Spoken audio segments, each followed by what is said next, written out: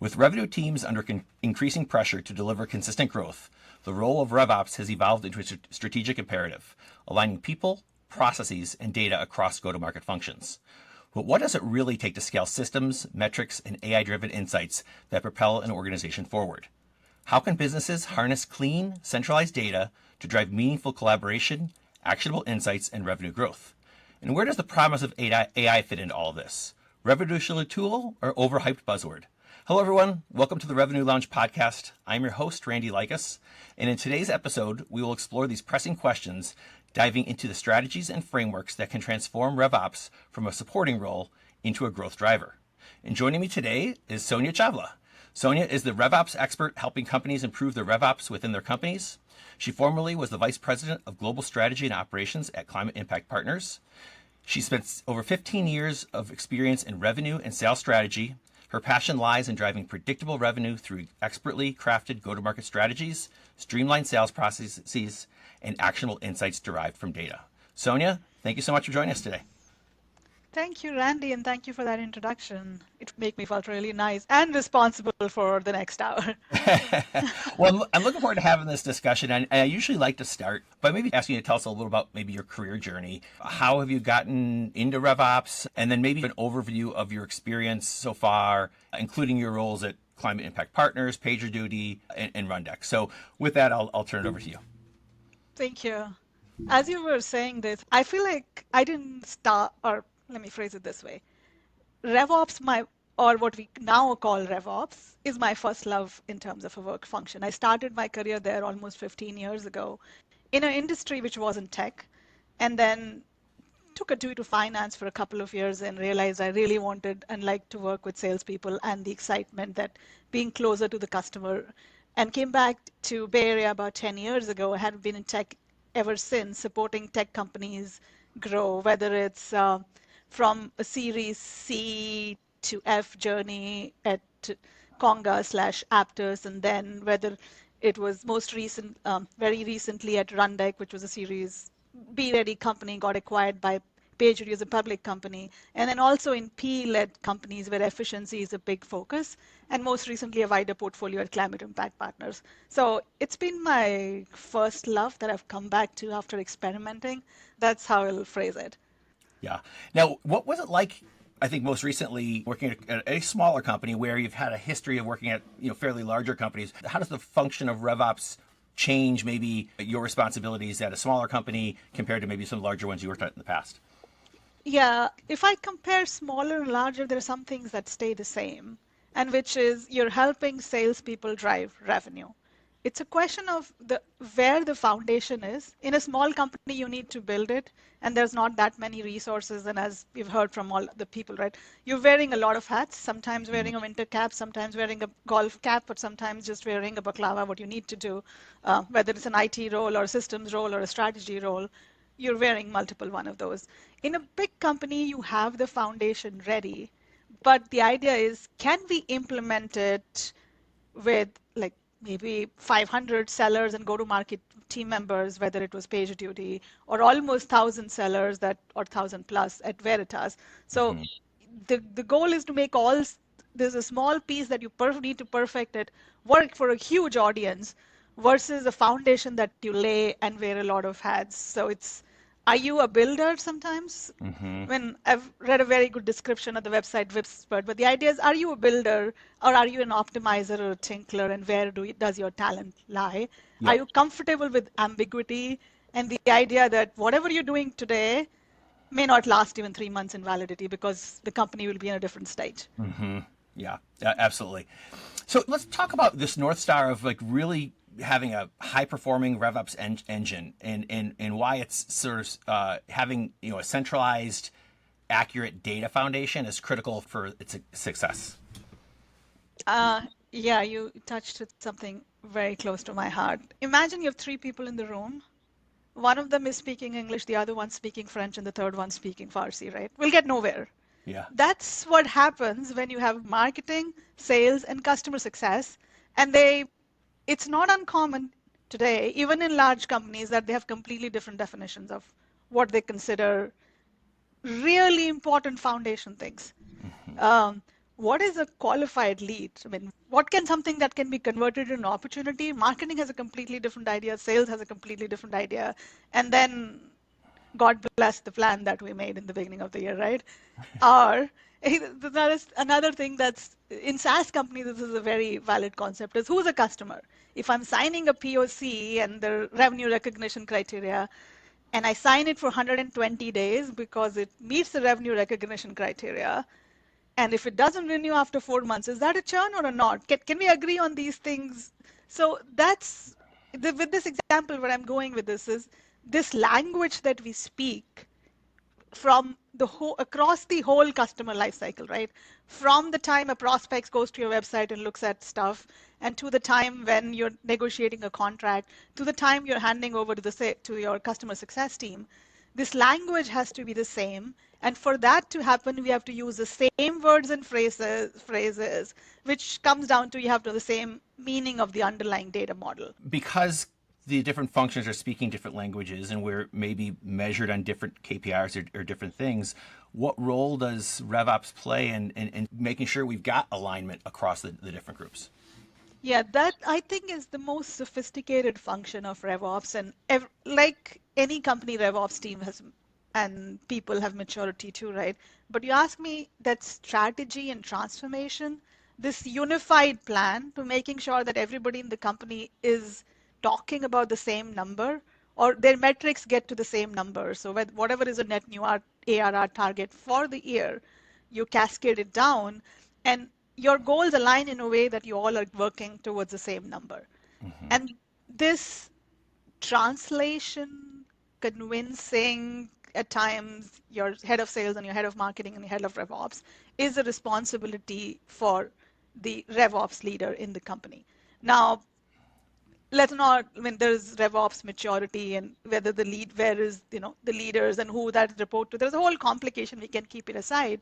But in an ideal world, your RevOps champion and leader would be driving that plan forward, helping people understand how the metrics and the KPIs should be set up in a way that they all know what the other person is saying. Yeah.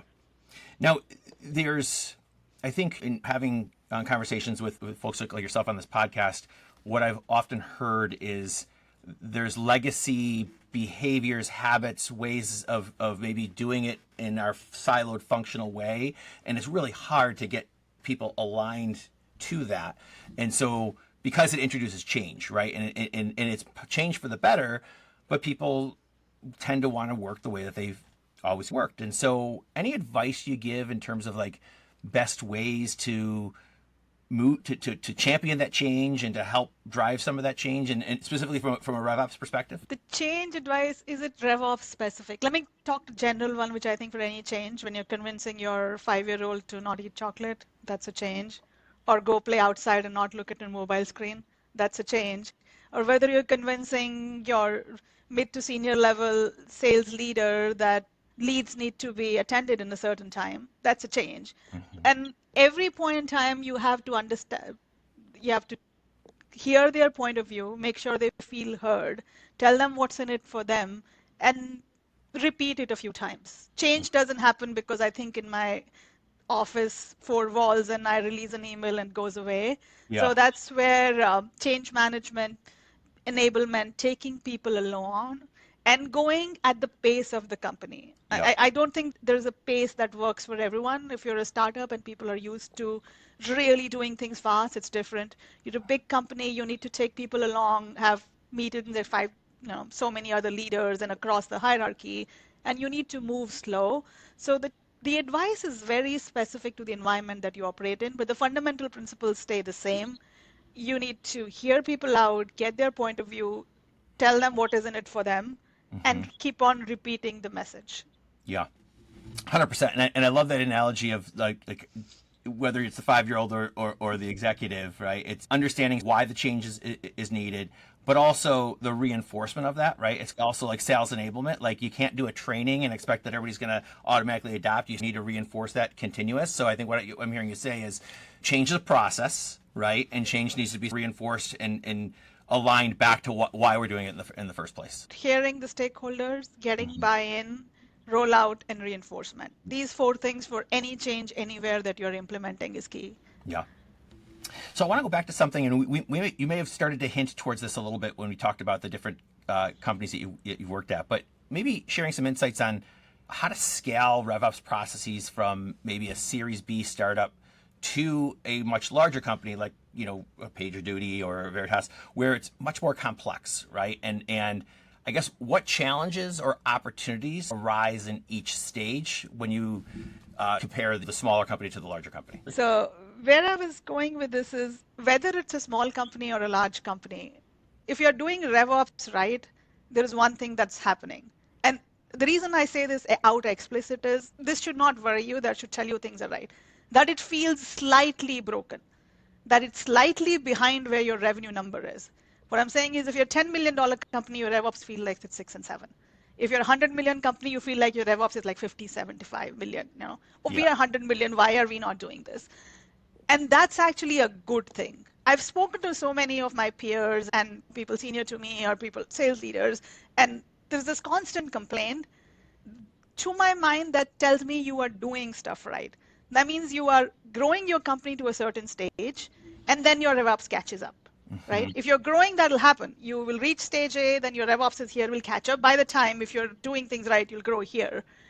The reverse is more dangerous. If your processes seem perfect and nothing is broken, you're probably overhired or your growth is not keeping up. So you should be invested in growth. That's my first takeaway. If it feels broken, it's happening right. And that's true even for Nectar AI. If it feels a little bit broken, I'm sure I have a wonderful team, but I want them to know those. If it feels a little bit broken for Nectar AI, I think that's basically speaks for your growth. And I heard some wonderful announcement yesterday on LinkedIn of how you guys got capped.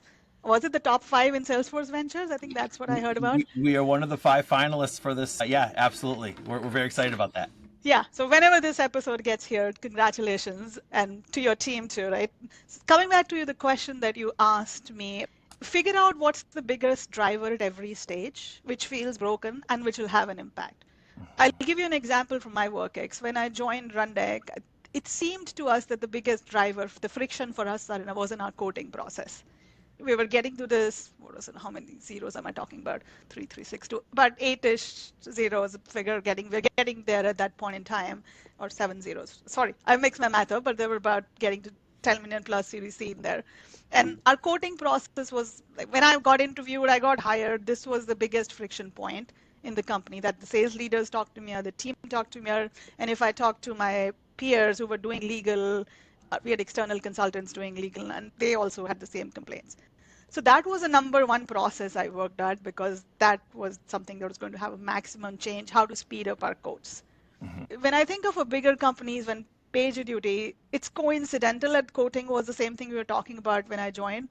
But for me at that point in time, the biggest driver post getting acquired in a bigger company was how do we integrate this small company with this big company and how to scale up most of our processes, whether it's the sales process, whether it's compensation.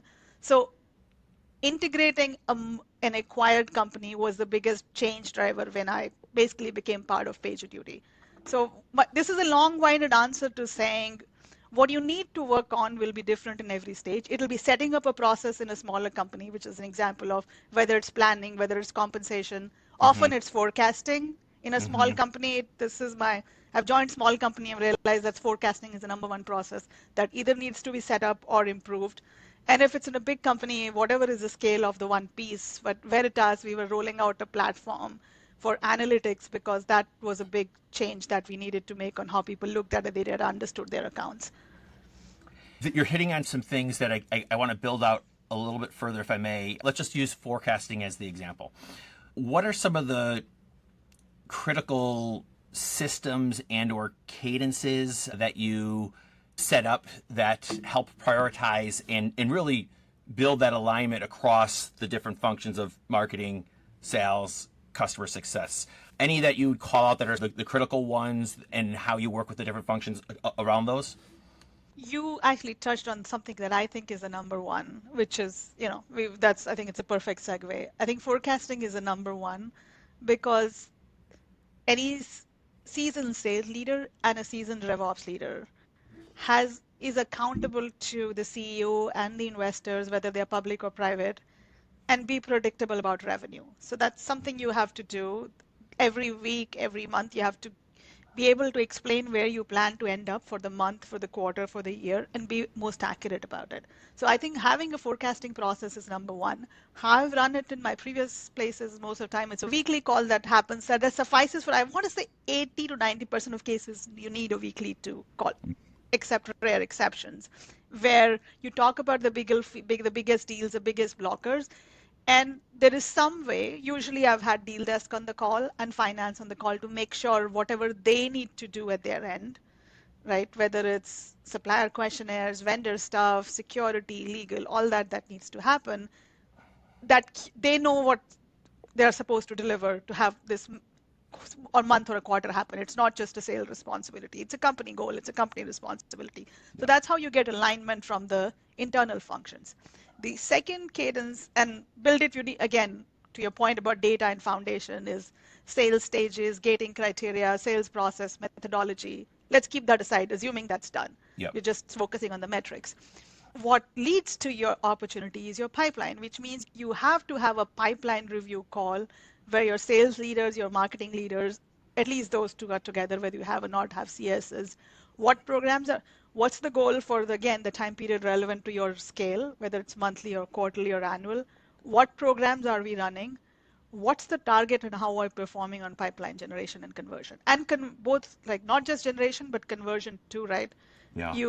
We need to have the right quality of leads, especially in this environment, because you're not just being measured on revenue.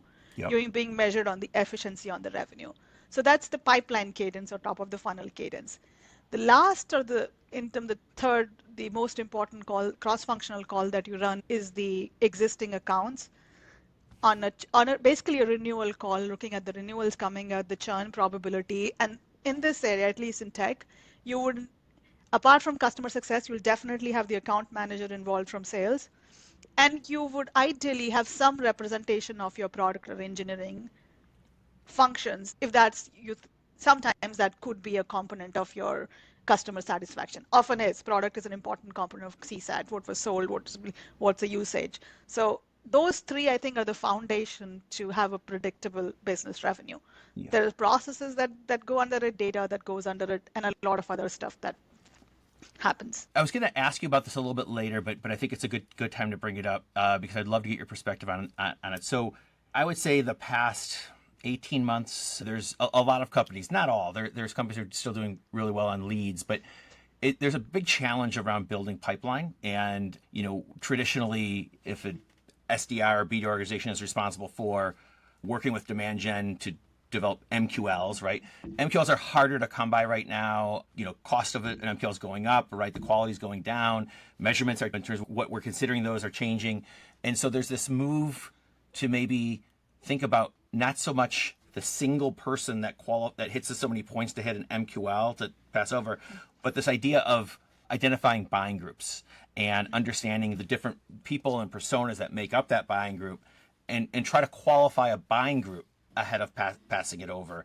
And there's a lot of companies, a lot of the analyst firms, Forrester in particular, are talking about the companies that have made this move. And I should back up. One of the big challenges of doing that is this alignment issue, right? Because marketing is measured on how many leads do I develop? How many MQLs do I develop? And when you move to this motion of buying groups, your MQL value might go down, right? But the whole aim is that your quality is actually going up. And so it's a big change, right? And it requires alignment. My question is, what are your thoughts on that in general? I'm not necessarily asking you for, has that happened to previous companies? Or maybe it has, but we're seeing this trend evolving. I'd love to get your take from a RevOps perspective, what you're thinking in terms of that concept. What I think is, it's great that we have the realization at top of the funnel, which a good salesperson knew. Like they kind of figure it out, and I don't know whether it's the second year or fifth year, different people, but depending on your career, a good salesperson knows that enterprise software, at least, does not get sold to one person. Right. You got a multi-thread, right? It's a buying committee. Yeah, it's a buying committee, you multi-thread, your different functions involved. And what your rep was doing in middle of the cycle when the opportunity was qualified, reaching out to different people, making sure they were on board and knowing where could the deal go wrong. We've all done deal reviews and what could happen, where's the reason why this wouldn't close. and we're having the same conversation now at top of the funnel. That's one. Like we're saying, can we do this top of the funnel? Are different people visiting our websites or attending our events or whichever way engaging with us? Mm-hmm. And B, the more from like a systems or process point of view, are we able to capture this in the system in some way, shape, or form? And maybe for me, I'm saying qualify an account instead of a lead. Maybe that's how I want to phrase it, right? It's a qualified account. Mm, It's the same concept that you have in product-led sales, where you're qualifying account based on like usage in different parts of the company, right? Yeah. So it's the same concept. So I don't think the concept is new.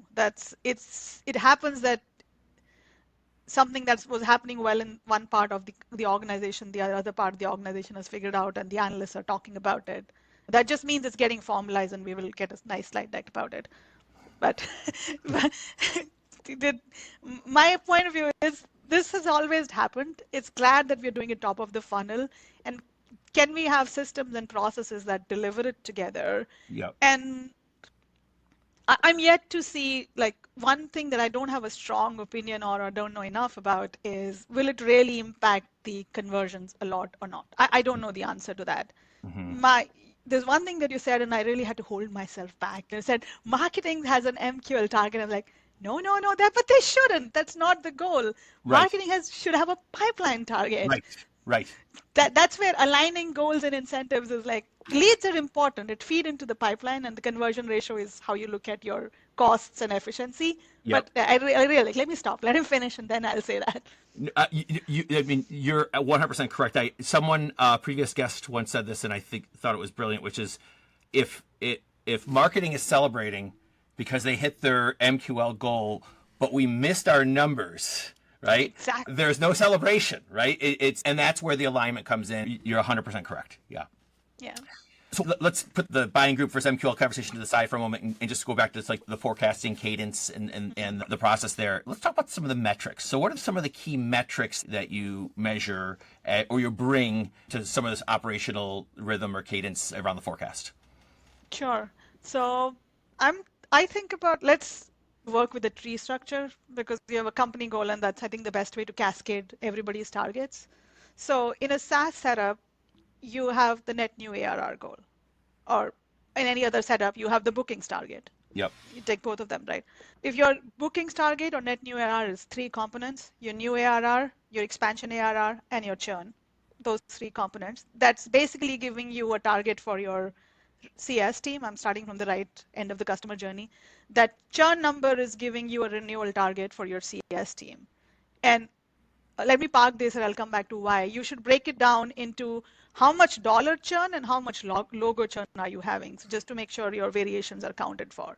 So that's your CS goals. Now we're taking the top level number and breaking it down. For your sales team, you have the new and the expansion ARR goals. And for your new goals, you have to break this down into how many logos you need based on your average deal size. Mm-hmm. And then you get your conversion metric and how much pipeline you need. And then you get your conversion number. And that's, I think, that pipeline plus MQLs is your marketing goal. It's basically the conversion metric is based in. So if they're doing MQLs but not pipeline, if that's what's happening, the conversion is somewhere wrong, whether you're hitting the wrong persona or the qualification is incomplete. And of course, the expansion number is what you're generating for the existing account. So that's, if you ask me, the sales funnel. What we forgot in 20 to 2022, and it's time to remember, is there's an efficiency metric that we need to take care of. So you have to look at the long time value and the cost of customer acquisition side by side. Yep. There are a lot of others, but those the top 2 that come to mind. Yep. Very good. Let's transition a little bit and talk about AI. And AI has so much hype right now, a lot of optimism and a lot of promise. But I'm curious, like specifically from how to use it, from RevOps, right, in perspective. Based on your experience, like where does the reality of AI use in enterprise RevOps stand today compared to the promises? Yeah, and I'll tell you this, my answer on this question changed the last week. So we'll get to it, but it's interesting. The pace of change is so fast that I was a huge enthusiast and a skeptic. If you look at my LinkedIn profile in the last 2 months, I've been maybe meh, and then suddenly, so what I've realized is let's not predict where AI is going because I'm going to be wrong every week, or this is going to change every week. That said, let's see what it can deliver today, and it definitely is going to deliver more than that tomorrow. So what the use cases that are work very well today, and people have software products or individual board projects or whatever automations built in, is I personally use some of those. Is how do you do account research? You have a set of accounts. Can you create, whether it's LLM projects to get you, why should a certain persona in this account buy what's my pitch going to be? So that, I think, that use case is the research use case is well Yeah. summarized. The other place that we already had a lot of data and we're seeing AI on top is summarizing of emails and follow-up content. And thankfully for my sales team, I've had a lot of peers, like nobody likes to update the CRM, okay? I've not met a single salesperson who likes to update the CRM. Yeah. It's a chore. So I did it for about 6 months for something on my own personal project, and I realized why. And I have a lot of sympathy for everybody. So I'm very excited about all these tools that take stuff from a call, summarize the call, fill Salesforce fields. That Yeah. use case is like literally making money. Like there are use cases that can be done individual. That's an enterprise use case that's making money, whether it's outreach, Kong, and everybody's rolled it out, right? That's the second use case.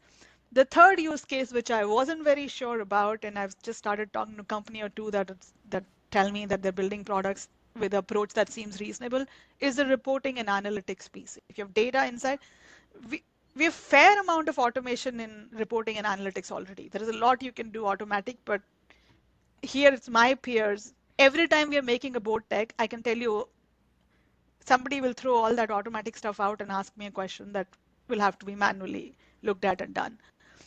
But I was skeptic whether that could be done with AI, but now I just last week I talked to a founder who was telling me, how they're building some of these automatic SQL queries to create stuff. And I see that now that we know the pace of AI that's coming. Yeah. And the fourth one, which is again very promising, is enablement. I literally yesterday was on a vendor's website, and this was late at night, me at 9:30 on my phone, kind of was trying to, what does this company do? And they had a enablement role play on their website. Yep. And I actually tried it 4 times to see how my cold call pitch sounds like. It was that addictive. And again, there are companies rolling it out, and I think it's a huge play. So as I said, my opinion on AI has converted from enthusiastic to a little bit skeptic to saying, this is huge promise, and I don't know where we're going. I really don't know. Yeah. No, you're so a few things you said there that I think were really important is one, it is changing so rapidly, right? So what we talk about right now could be out of fashion and there might be something new next. But the two use cases that you had mentioned, which I think are near and dear to our heart here at Nectar, is one is how do we get the most accurate, up-to-date, and complete data into CRM and make it as easy as possible, because reps in the whole history of CRM just don't like to do that, right? And so we've always had this incomplete data in the CRM. But then when you're able to do that and you're able to leverage AI or automation to do that, then it becomes a game changer. AI becomes a game changer on the reporting and analytics piece, because now with good data as the foundation, we can use AI to look for patterns that we really couldn't see before, right? Such as, hey, buying committees are large. Let's take a look at and run an analysis on all of our closed won deals and look at the different stakeholders and personas that were involved in those deals. When did they come in? How often were they engaged? Are there patterns of those different people? And then once we identify those patterns, run it on our closed loss and see if there's any anomalies in that data. And the third piece of that would be, okay, let's then run it over our current pipeline and deals and see how we're tracking. So I think there's a lot of promise, and specifically around once we fix that data issue, then what can we do and what new insights can be. Oh, that's actually, you're right. That's very promising, because I've struggled with that in my previous roles.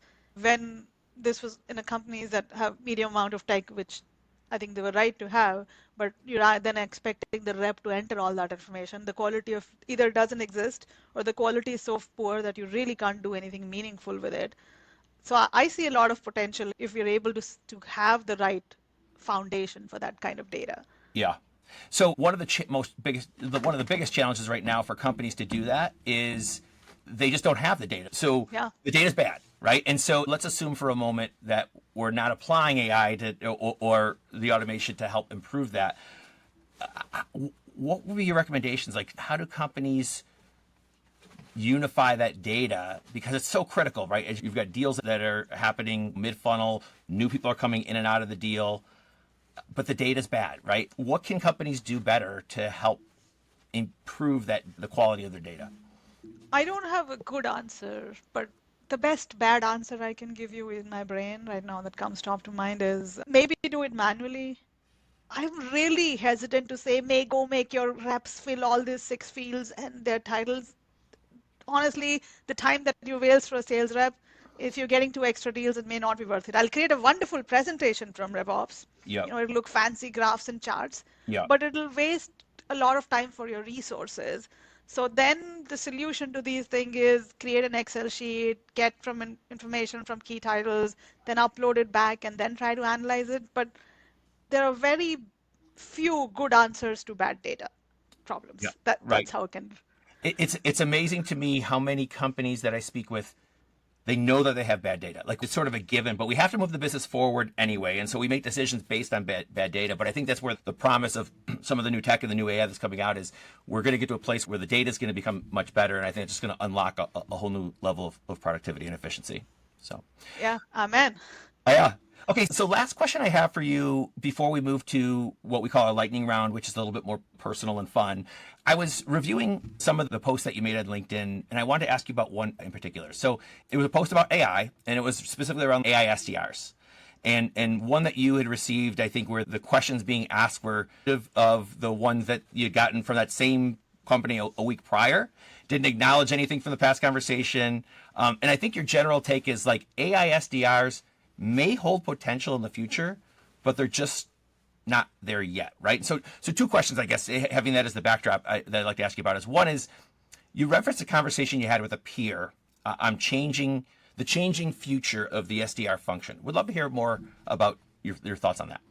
Yeah, and while I do that, be mindful. I Okay. vaguely recall it was 2 months ago. 2 months is a year, at least a year in AI. Yeah. So that said, when I was talking to one of my colleagues, and she's has a pretty senior role in a big company and had worked in another company, what we were discussing is where is the AI SDR function going? Is it headed at a place where it could just say that we could have machines doing it, like any of your household chores for that matter. And we could have machines doing it, and do we need people there?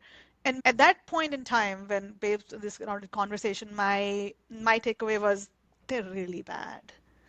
So okay. Yeah. There's a little bit of concern and worry that it was really bad.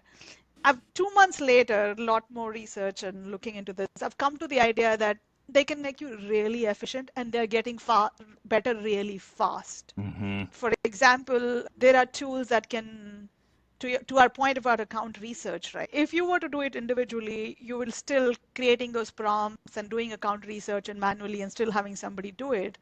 How about there is a tool that now surfaces the account research, know that you're working on as a rep, or as a BDR, that surfaces the account research, and then the call quality when you connect is much better, Yeah. right? What the efficiency of the SDR and BDR, which is the youngest person, or usually the junior most person, is doing, in my opinion, doing one of the hardest jobs. Yeah. You're helping them be more productive and better and efficient. Efficient being the keyword in current market, conversion and efficiency. So Yeah. that's the vision seems to be today, this week. I mean, with AI, I just have to caveat with today, this week. Yeah. Yeah. No, you're 100%. I agree with that 100%. Like the AI SDR that sort of takes the human out of the equation and makes the call for you. If it's not able to connect with a good data foundation, which is like, what did we talk about before, and being able to pull, like, there's it's not a very good experience, right? Yeah.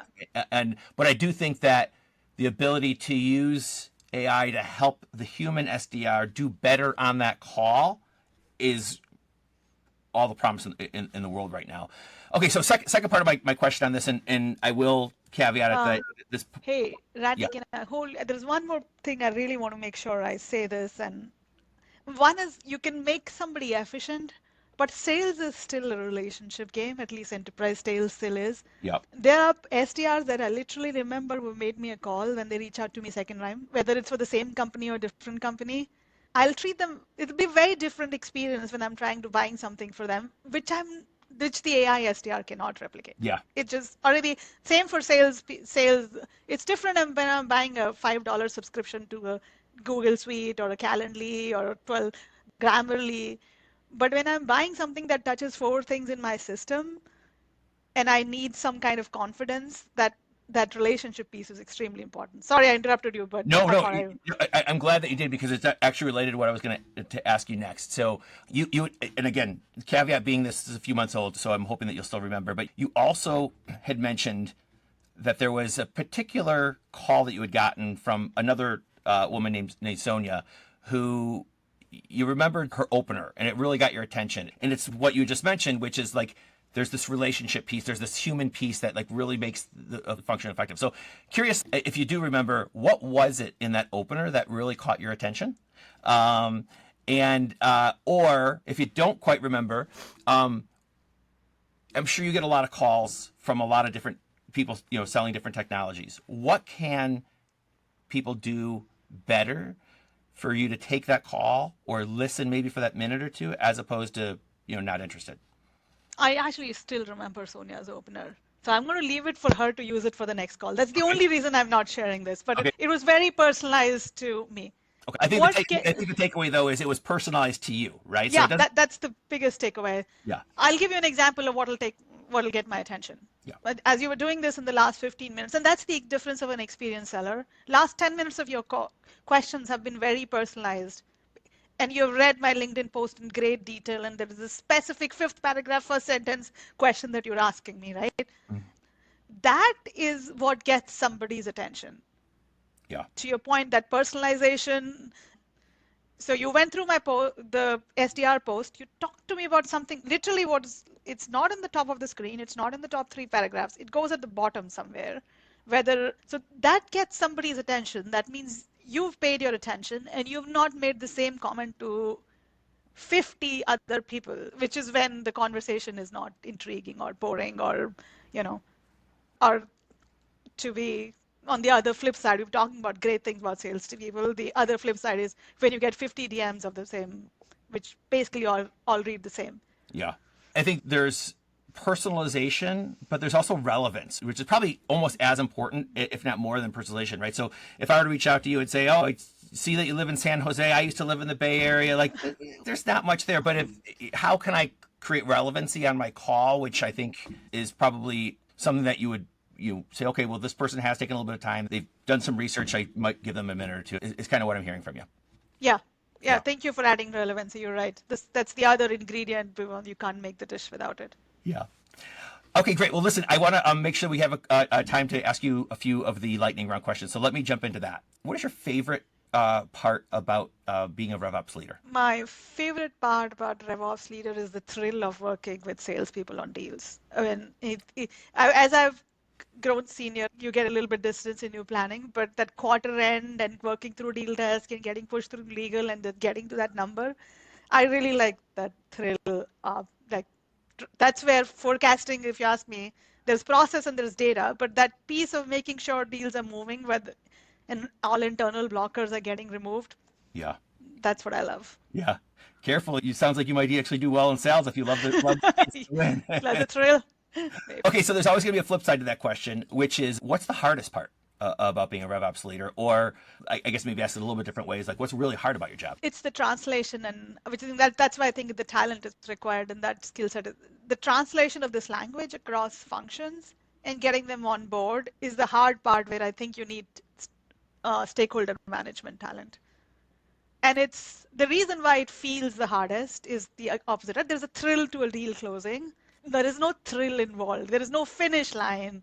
It's expected to be baseline. So I think that's the difference on the reward. What advice would you give to someone who is maybe 15 years more junior in their career. Maybe they're an analyst or just starting out in RevOps, but they love the work and they want to eventually rise through the ranks and become a leader like yourself. What advice might you give them in terms of what they should do to advance their career? I think they should learn from this funny story I have about the fanciest comp model that I made.